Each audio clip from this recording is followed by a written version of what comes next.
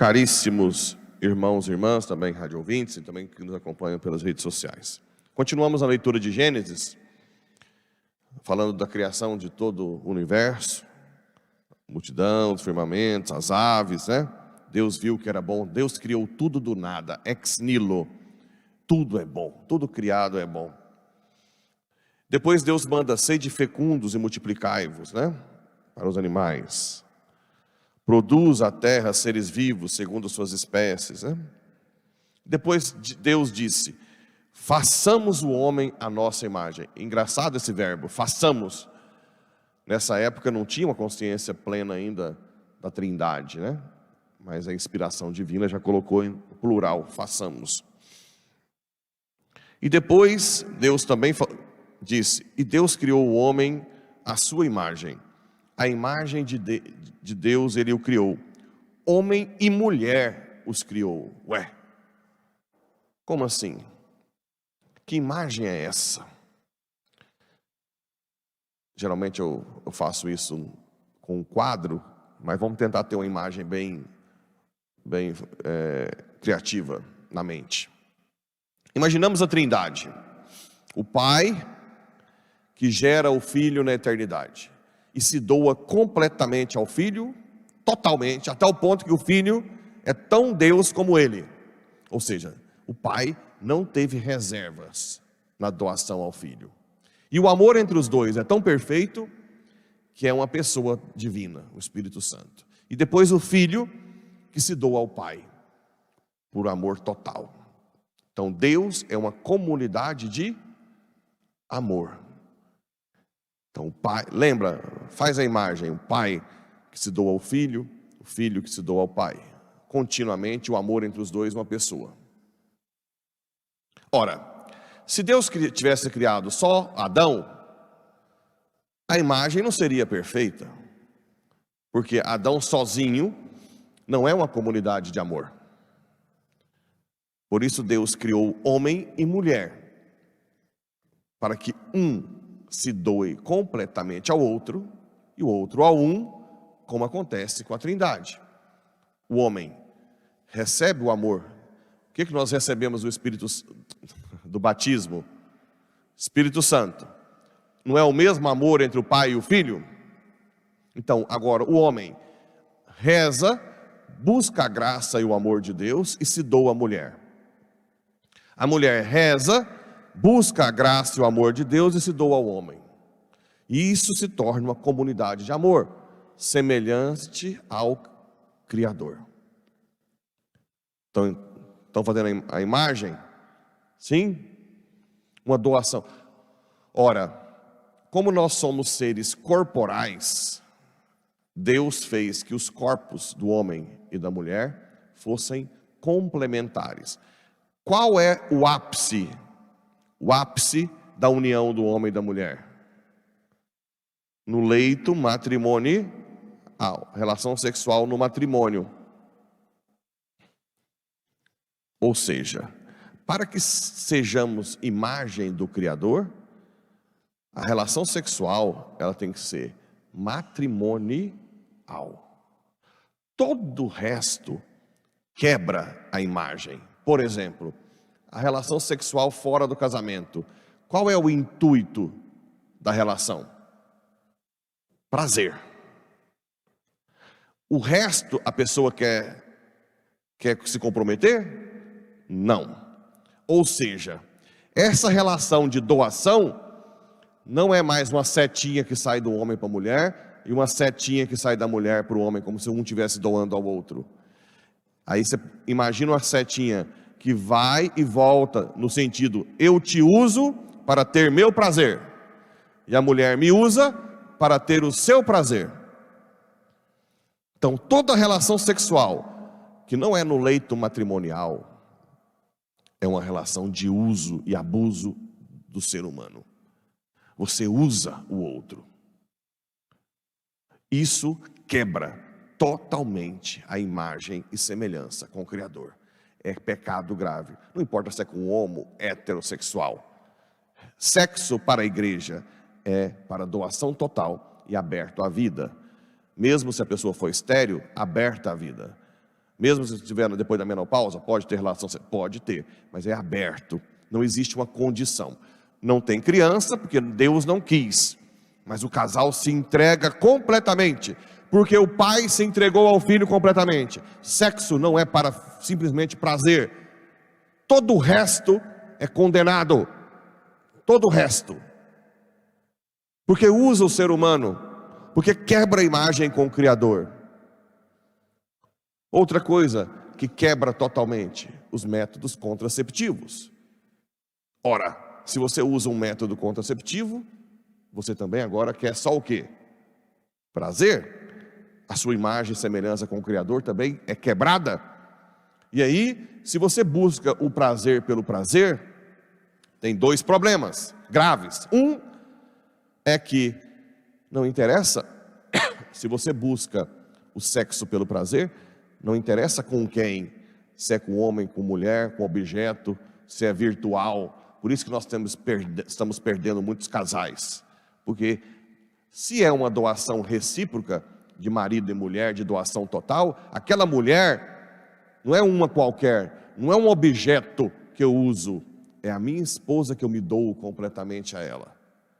Se eu busco só o prazer, inevitavelmente, eu vou ter curiosidade de buscar prazer de outras formas.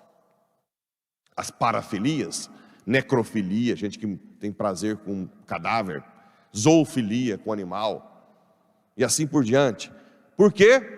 Porque o prazer, quando ele é buscado pelo prazer, ele satura. Como assim satura? O prazer foi feito para nós buscarmos outra coisa superior. Ele foi feito para que nós possamos ir adiante, movimentar para frente. Se você busca o prazer pelo prazer, logo, logo, aquele prazer não te preenche mais.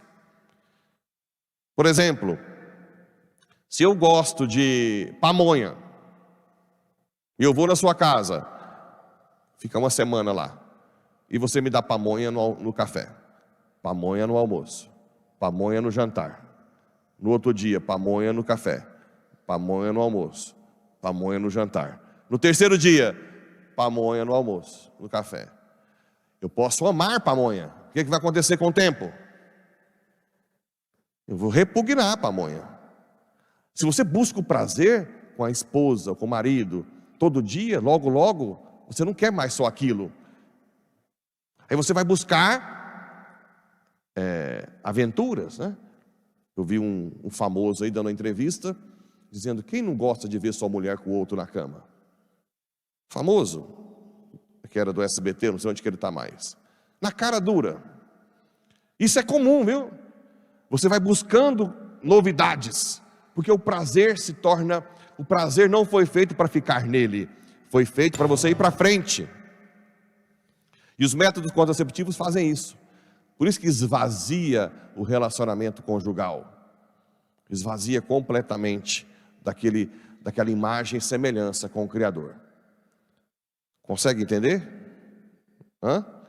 Consegue fazer a imagem do pai que se doa ao filho, o homem que se doa à mulher e vice-versa? E que os métodos contraceptivos ou sexo fora do leito matrimonial quebra essa imagem? Tranquilo? Ótimo. E aí, depois diz, sede fecundos e multiplicai-vos, enchei a terra e submetei-a, dominai sobre os peixes, né? Ou seja, o trabalho não é um castigo. O trabalho foi feito antes do pecado, foi dado ao homem. O castigo é o sofrimento. Bem, a obra da criação foi colocada na mão do homem como ápice. O homem é o que tem faculdades espirituais, inteligência e vontade. Os animais agem por instinto, nós não. Nós temos duas faculdades que nos dão livre-arbítrio: inteligência e vontade.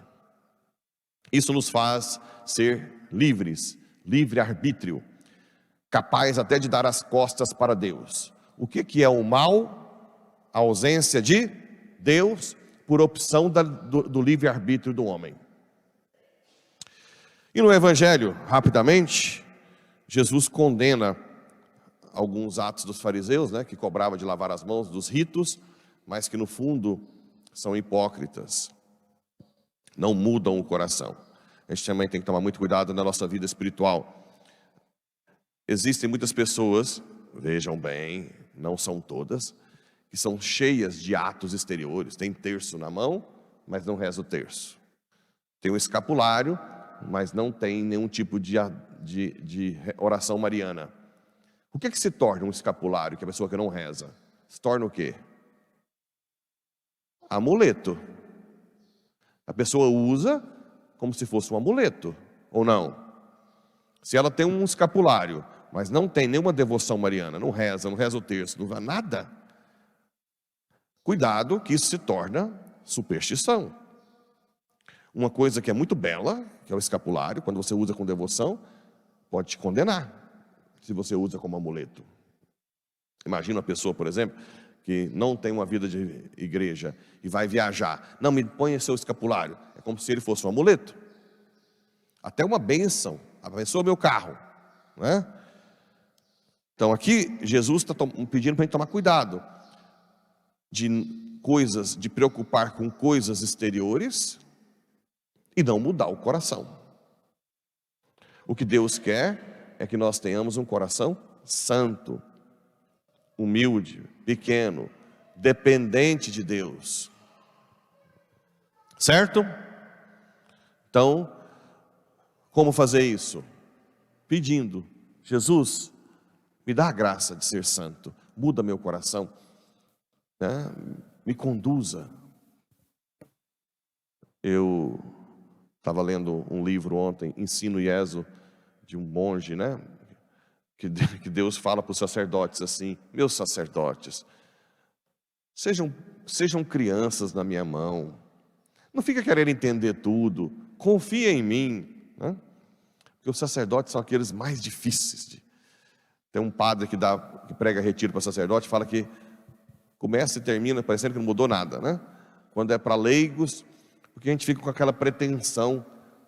E na verdade, o que falta para eu aprender? O que? Diante de Deus. O que falta de Deus para eu aprender? O infinito. Só. Ou não? Não falta o infinito?